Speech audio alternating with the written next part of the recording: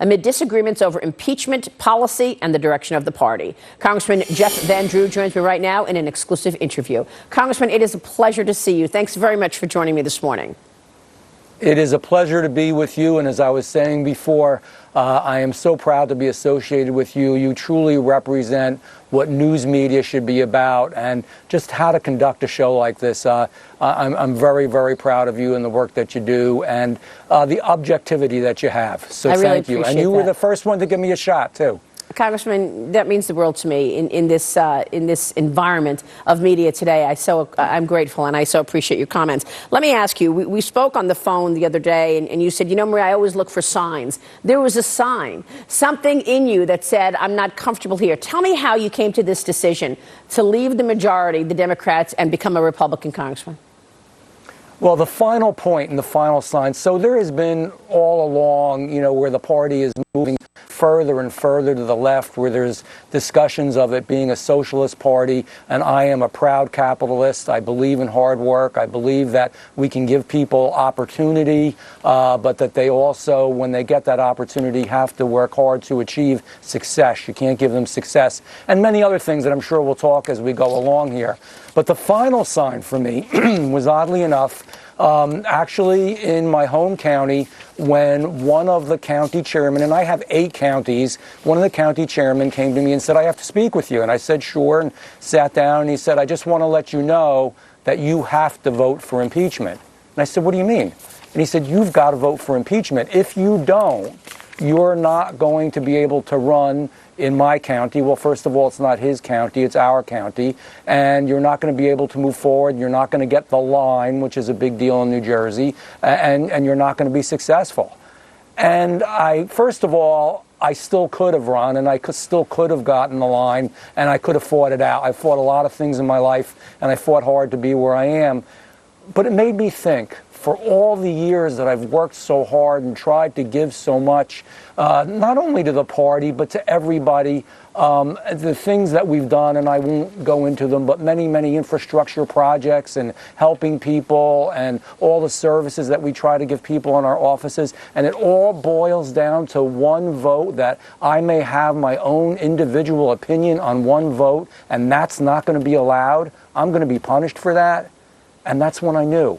I had been thinking about it for a while, and I said, and, you know, I was speaking to my chief of staff about this, and I said to her, I said, you know, there's always been in my career and over time something that happens that lets you know that it is time to make a change.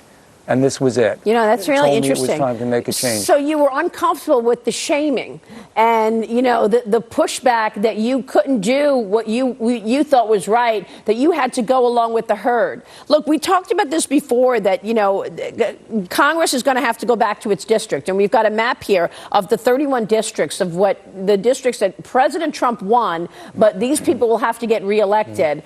And they also have to follow their conscience. And yet, this impeachment vote last week, you were among the few.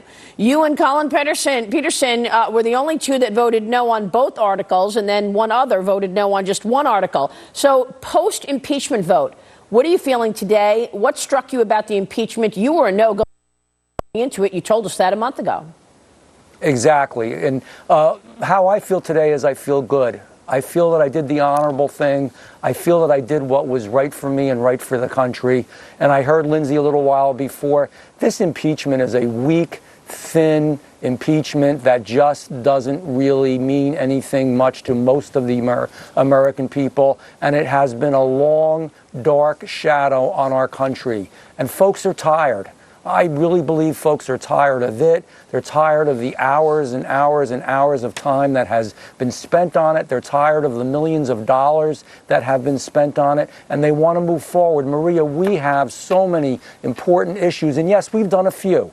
No doubt, we're doing a few, but there are so many more, whether it's election security, whether it's better care for our veterans, whether it's a host of other issues, and I could go through one after another. Medicare, Medicaid, we can talk about all of them that we should be concentrating 100% of our time on. We are there to work for the American people and not to have constant political bickering and to come up with a weak impeachment. And, you know, most importantly, We must understand what impeachment is. It almost never happens for a reason. Other than declaring war, it is the most serious issue that America and action that America could ever take. And it harms our country. It fractions us apart. It makes us more, literally, creates more civil unrest. It creates more unhurt. I want to bring people together. Let's bring Americans together. Congressman, throughout this week, after you made the switch, a lot of people were saying, well, look, he left the Democrats. Now he's a Republican. How can we trust him as a Republican? So we have your voting record here, and you have followed your principles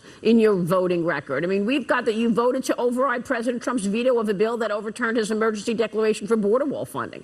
You voted to block President Trump from withdrawing from the Paris Climate Change Accord. When you look at your voting record and you hear some of the skeptics who say, look, Jeff Van Drew just left his own party. Now he's with us. We don't know if we can trust him. What do you want to say about that in terms of how you are going to push for the Republican Party now? I always pushed for what I believed was right and what I believed was best. And so, for example, we talked about the environment a little bit. I believe that we can have a good environment and that we can do what's right for the environment at the same time not hurt our business atmosphere in the state and in the country. And I think that's very, very important. And I think the biggest reason I can say that people know that, I've had many, many Republicans vote for me for years, and many Democrats. I try to do, again, what is the best. So I've won in areas, and as we've talked about before, where I was, one of the, literally, I think only the first or the second state senator in history to ever win in my state, in my district. I was only one of a handful of freeholders that ever won since the Civil War, which are county commissioners. Make a long story short, people voted me not only because of my political party, but most importantly because they knew my word was my bond. They knew that I love this country more than anything in the world. Well, the other thing is, I heard we can do better. I heard you quote Reagan the other day, and you said, look, I didn't leave, he said, I didn't leave the Dem Party, the Democratic Party left me. And I love what you said the other day when I spoke with you. You said, look, I want America to know that we're exceptional. I believe in America exceptionalism. So, and you're a capitalist. Tell me what went wrong in terms of the Democratic Party that it doesn't feel like they see it the way you do. Real quick, sir. Well, and that's where you hit it on the head. So, I speak about American exceptionalism a lot. For those that are not real familiar with it, it means that America is a truly unique nation, that it is the greatest nation in the world, that we have so much potential, and we are the leaders of the free world. Right. And that we are leaders in general. And I had Democrats come to me and say, that's wrong. We're the same as any other country in the world. Congressman, thank you. They're wrong. That's not true. So proud to have you this morning, sir. Thank you. Congratulations to you. Thank you. Congressman Jeff Van Drew.